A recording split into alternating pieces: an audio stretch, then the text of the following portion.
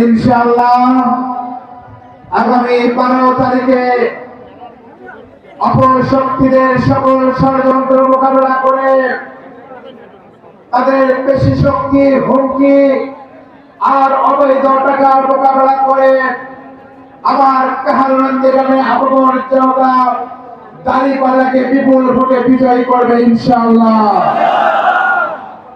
আমাদের এই বিজয় ইনশাআল্লাহ, আমাদের এই বিজয় শুধু জামাতের বিজয় হবে না, আমাদের এই বিজয় শুধু ছাত্র শিবিরের বিজয় হবে না, আমাদের এই বিজয় কাহারগঞ্জ গ্রামের জামাত, বিএনপি, এনসিপি থেকে শুরু করে সকল রাজনৈতিক দল এবং গণমানুষের বিজয়ে পরিণত হবে ইনশাআল্লাহ।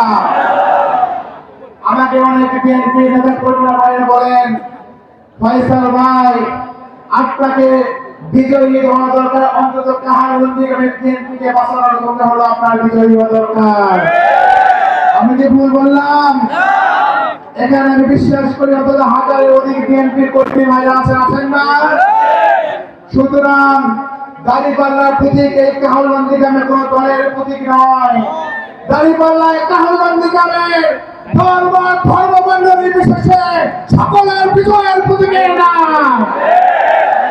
সম্মানিত উপস্থিতি, আমরা বিজয়ী হলে ইনশাআল্লাহ আমাদের বিজয় শুধু আমাদের বিজয় হবে না, এই বিজয় হবে এই কাহারগঞ্জ গ্রামের সেই অসহায় কৃষকের বিজয়, যে কৃষক বছরের পর বছর ধরে চাঁদাবাজদের বাধ্য হয়ে তাদের চাঁদা দিতে হচ্ছে।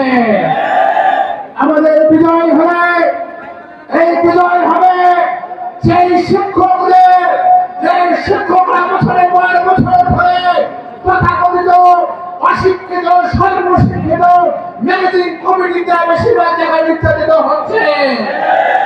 আমরা বিজয়ী হলে এই বিজয় হবে সেই ছাত্র জনতার, যে ছাত্র জনতা যুবকেরা রক্ত দিয়ে জুলাই আন্দোলনে বাংলাদেশকে ফিরে এসেছিল, সেই অভিশাপহীন বাংলাদেশকে আমরা কাহারগঞ্জ গ্রামে তৈরি করবো ইনশাআল্লাহ।